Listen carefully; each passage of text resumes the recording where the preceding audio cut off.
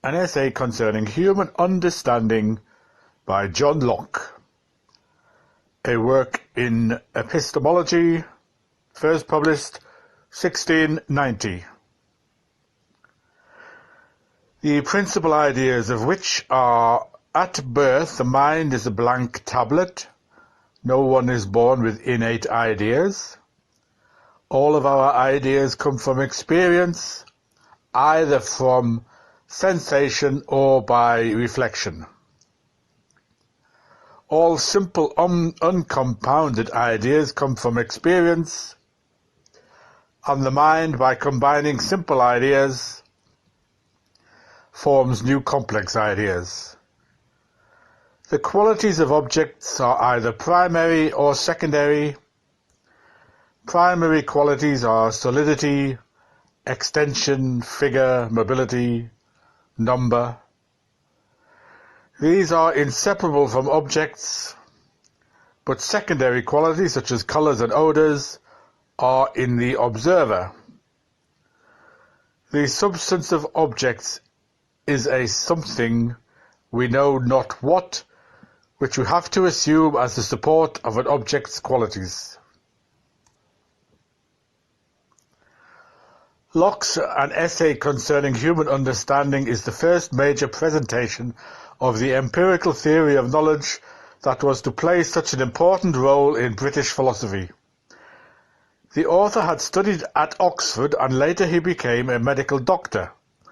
Although he did not practice much, he was greatly interested in the developments current in medical and physical science, and there is some evidence that he first began to formulate his theory of knowledge in terms of considerations arising from medical researchers of the day. Locke was a member of the Royal Society of England, where he came into contact with many of the important experimental scientists, such as Robert Boyle and Sir Isaac Newton. A discussion with some of his friends seems to have been the immediate occasion of the writing of An Essay Concerning Human Understanding, in which Locke attempted to work out a theory of knowledge in keeping with the developing scientific findings and outlook. The completed version of the work dates from the period when Locke, along with his patron, the Earl of Shaftesbury, was a political refugee in Holland. After the Glorious Revolution of 1688, Locke returned to England and was quickly recognized as the leading spokesman for the democratic system of government that was emerging in his homeland. The essay, first published in the same year as Locke's famous work in political philosophy, Two Treatises of Government, quickly established the author as the foremost spokesman for the new empirical philosophical point of view that was to dominate English philosophy from then on. The question to which Locke addressed himself in his essay is that of inquiring into the original certainty, the extent of human knowledge, together with the grounds and degrees of belief, opinion and assent. By using what he called this historical plane method, Locke hoped to discover where our ideas and our knowledge came from, what we are capable of knowing about, how certain our knowledge actually is, and when we may be justified in holding opinions based on our ideas. The value of such an undertaking, Locke asserted, is that one would thus know the powers and the limits of the human understanding, so that the busy mind of man would then restrict itself to considering only those questions with which it was actually capable of dealing, and would sit down in a quiet ignorance of those things which were beyond the reach of its capacities. Before commencing his investigations, Locke pointed out that human beings do, in fact, have adequate knowledge to enable them to function in the condition in which they find themselves. Therefore, even if the result of seeking the origin, nature, and extent of our knowledge leads us to the conclusion that we are unable to obtain certitude on various matters, this should not be grounds for despair, for skepticism, or for intellectual idleness. Too much time, Locke insisted, has been wasted by men in bemoaning their intellectual situation or in disputing in areas in which satisfactory conclusions are impossible. Instead, he said, we should find out our abilities and our limitations and then operate within them. The first book of the essay deals with one theory about the origin of our ideas, the thesis that our knowledge is based upon certain innate principles which are supposed to be stamped upon the mind of man. Locke severely criticized this theory, especially in the form in which it had been presented by thinkers such as Herbert of Cherbury, 1583–1648. Adherents of this theory of innate ideas had maintained that the universal agreement of mankind regarding certain principles showed that these must be innate. Locke argued in opposition that the fact of universal agreement would be insufficient evidence as to the source of the principles in question. He also argued that, in fact, there actually are no principles that are universally agreed to, since children and idiots do not seem to know or believe the principles that are usually cited as examples of innate ideas. The way in which children acquire knowledge about the principles in question through the learning process further indicates that they are not born with innate ideas. Having criticized the innate idea theory, Locke turned next to the positive side of his investigation. We do have ideas, an idea being defined as whatever is the object of the understanding when a man thinks. This is beyond any possible doubt. Then, if the ideas are not innate, where do they come from? The second book of the essays begins the development of a hypothesis about the origins of human knowledge, namely, the empirical theory. Let us suppose, Locke said, that the mind initially is just a blank tablet, a tabula rasa. Where then does it obtain its ideas? From experience, Locke proclaimed. Experience comprises two sources of ideas, sensation and reflection. We receive many, if not most, of our ideas when our sense organs are affected by external objects. We receive other ideas by reflection.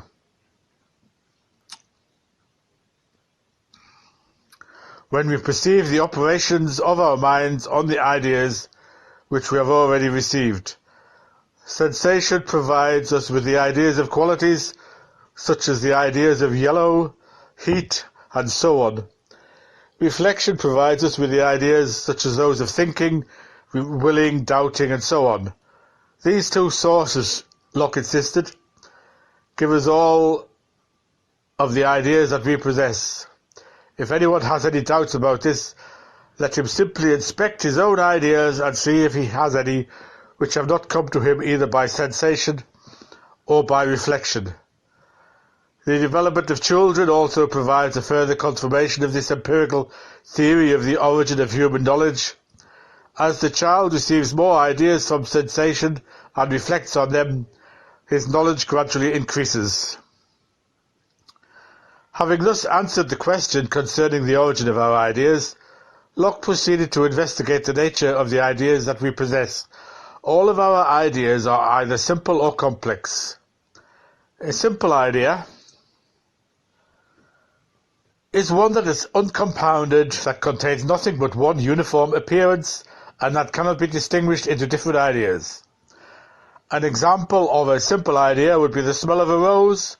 A complex idea, in contrast, is one that is composed of two or more simples, such as yellow and fragrant idea. The simples, Locke insisted, can neither be created nor destroyed by the mind. The mind has the power to repeat, compare, and unite the simples, thereby creating new complex ideas. But the mind cannot invent simple ideas that it has not experienced. The simples in the Lockean theory of knowledge are the building blocks from which all our complex and compounded ideas can be constructed and accounted for. Many of the simple ideas are conveyed by one sense, such as the ideas of colours, sounds, tastes, smells and touches. One crucial case that Locke argued for is the idea of solidity, which he claimed we receive by touch. This idea is that of a basic quality of bodies. It is not the same as the space that bodies occupy, nor is it the same as the subjective experience of hardness that we receive when we feel objects. Instead, for Locke, solidity is akin to the fundamental physical notion of mass in Newtonian physics. It is that which makes up bodies.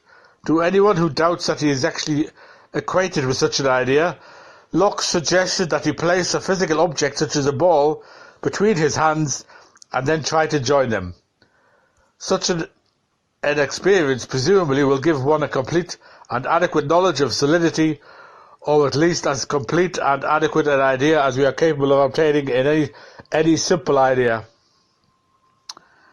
The importance of this idea in Locke's theory will be seen shortly with regard to his theory of primary and secondary qualities. Some of our ideas are conveyed by two or more senses. Locke included in his group the ideas of space or extension, figure, rest and motion, which he said we receive by means of both sight and touch. Other ideas come from reflection. Still others are the result of both reflection and sensation. Included in this later group are the ideas of pleasure and pain, and the idea of power, which we gain from reflecting on our experience of our own ability to move parts of ourselves at will. If these are the types of ideas that we possess, classified according to their sources, can we distinguish those ideas which resemble actual features or qualities of objects, and those which do not? The qualities of objects are divided by Locke into two categories, the primary and the secondary ones. The primary ones are those that are inseparable from bodies no matter what state the object may be in.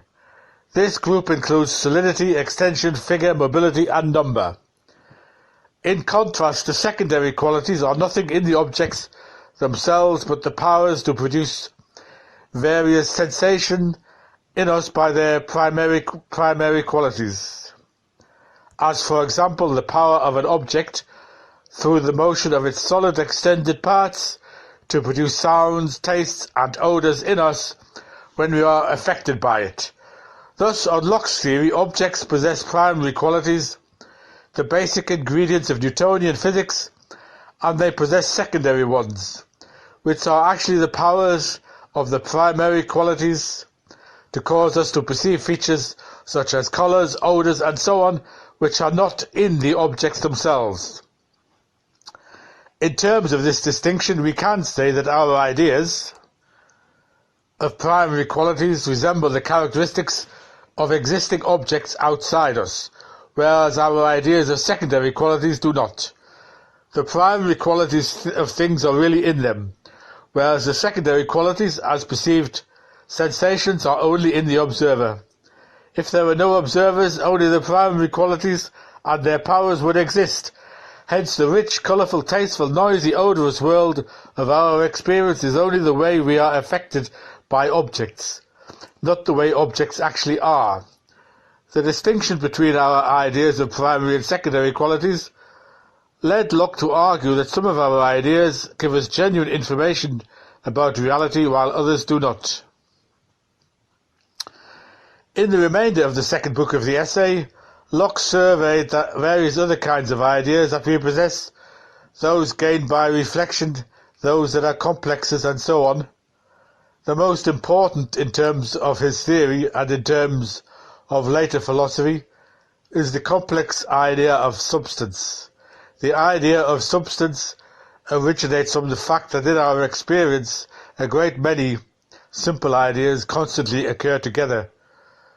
We then presume them to belong to one thing, since we cannot imagine how these simple ideas can subsist in them by themselves. Therefore we accustom ourselves to suppose that there must be some substratum in which the ideas subsist, and we call this substratum a substance.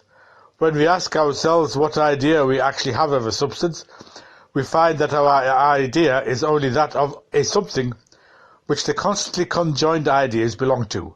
When we try to find out what this something is, we discover that we do not know, except that we suppose it must be a something which can support or contain the qualities which could produce the collection of simple ideas in us. If we attempt to find out something more definite about the nature of substance, we discover that we cannot. What do colour and weight belong to? If we answer to the extended solid parts, then to what do these belong? It is like Locke suggested the case of the Indian philosopher who said that the world is supported by a great elephant. When asked what supported the elephant, he replied that it rests on a great tortoise. And when asked what the tortoise rested on, he conceded and said, "I know not what." This, Locke asserted, is all that can finally be said of the nature of substance. It is something, we know not what, which we suppose is the support of the qualities which we perceive or which we are affected by.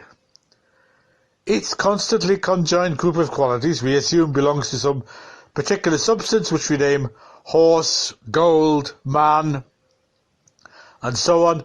We possess no clear idea of substance either in the case of physical things or of spiritual things, but we find that we cannot believe that either the physical qualities or the mental ones which we always experience together can exist without belonging to something. And so, although we have no definite idea, we assume that there must be both bodies and spirits underlying and supporting the qualities that give rise to our ideas. Our inability to obtain clear ideas of substances, however, forever prevents us from gaining genuine knowledge about the real nature of things. At the end of the second book of the essay, Locke evaluated what he had discovered about the nature of our ideas. This evaluation commences the examination of the problem of the extent and certitude of our knowledge, which is developed at length in the fourth book. Our ideas are real, Locke contended, when they have a foundation in nature and when they conform with the real character of things. In this sense, all simple ideas are real, since they must be the result of genuine events and things, since the mind cannot create them but receives them from experience. But not all real ideas are necessarily adequate representations of what does in fact exist. Ideas of primary qualities are both real and adequate. Ideas of secondary qualities are real but only partially represent what is outside us. They represent powers that exist but not corresponding features to the ones that we perceive.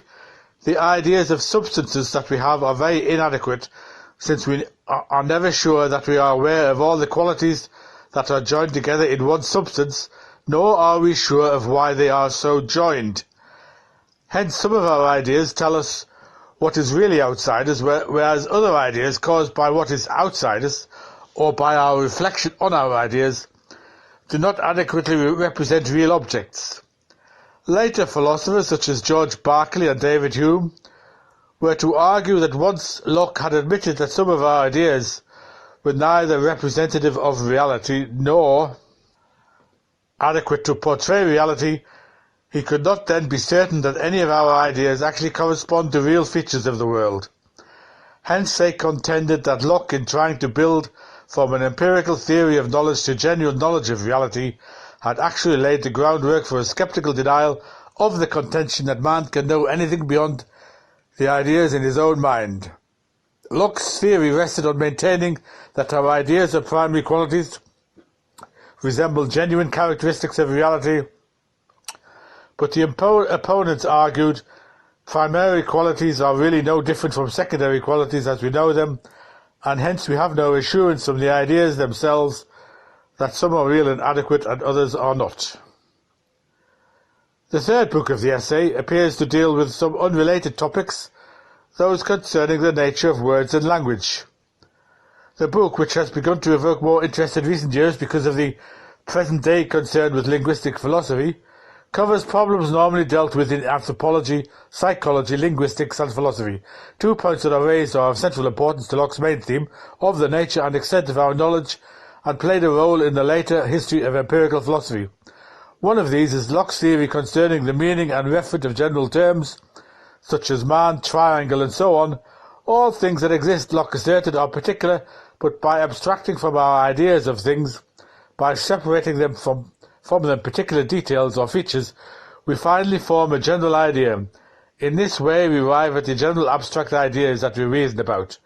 Berkeley and Hume both challenged Locke on this point and insisted that we do not in fact possess any abstract general idea. Hence they insisted that an empirical account of our ideas of so-called general terms must have developed from the particular ideas that we have. One of the general terms that Locke claimed gained some meaning from the abstracting process is that of substance, but when he analysed what we might mean by the term, Locke distinguished between what he called the nominal essence and the real essence of a substance. The nominal essence is the abstract general idea of a substance, formed by abstracting the basic group of features that constantly occur together.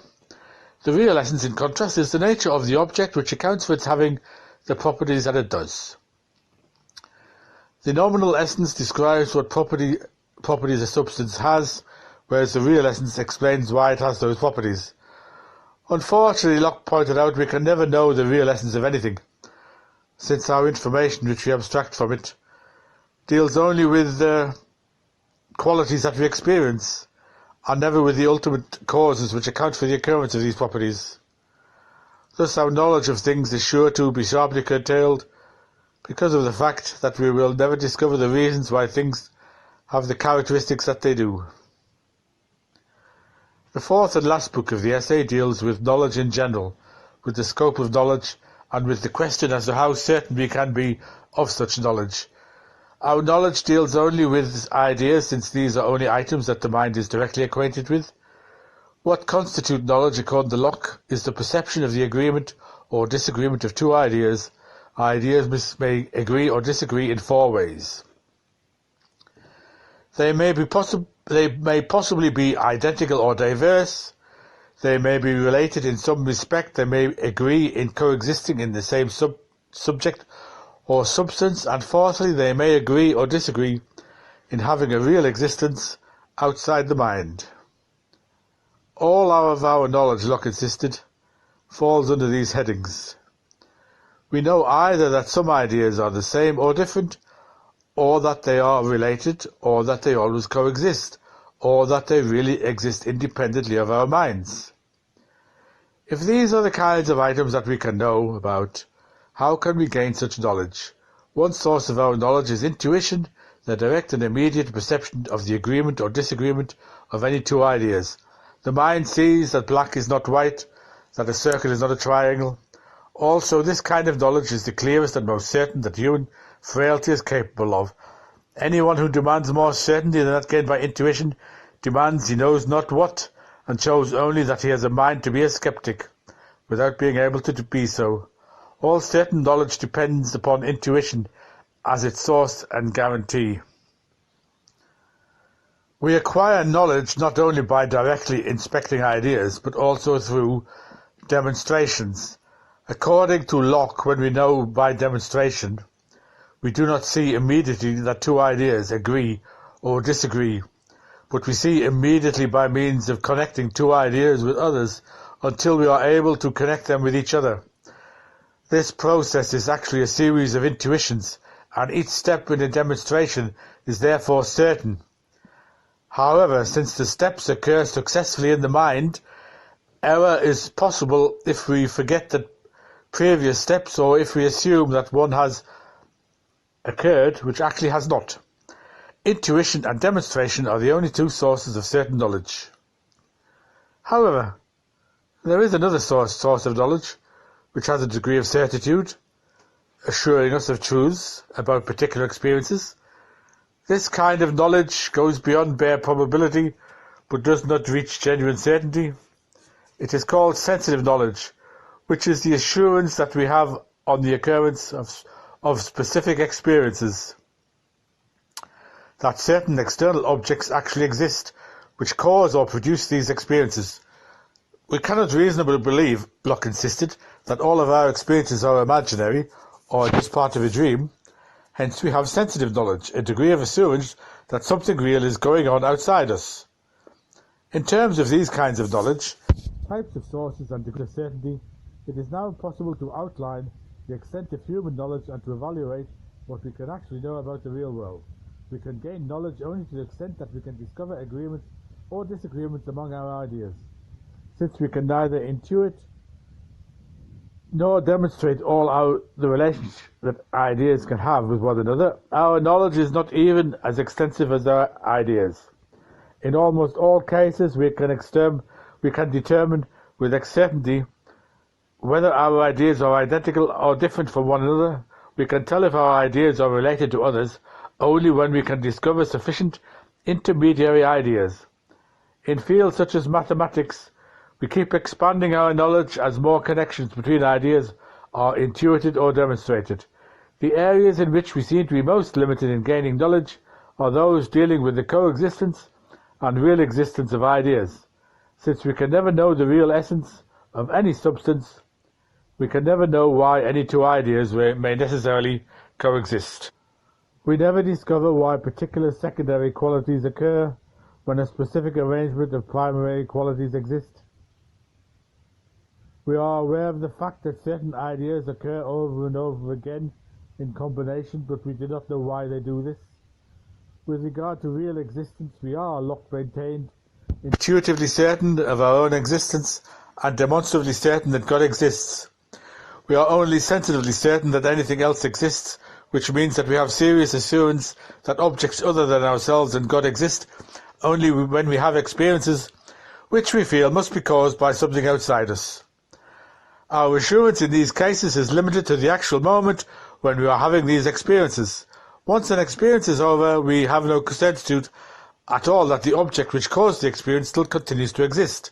All that we can know about an object when we know that it exists is that at such times it actually possesses the primary qualities that we perceive, together with the power to produce the other effects that we experience.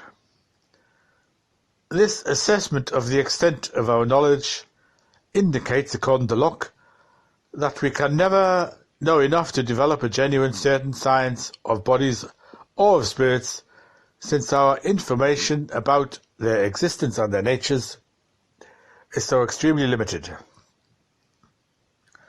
Since we can, however, obtain sufficient knowledge and probable information to satisfy our needs in this world, we should not despair or become skeptical just because investigation has revealed how limited our knowledge actually is and how uncertain it is in many areas.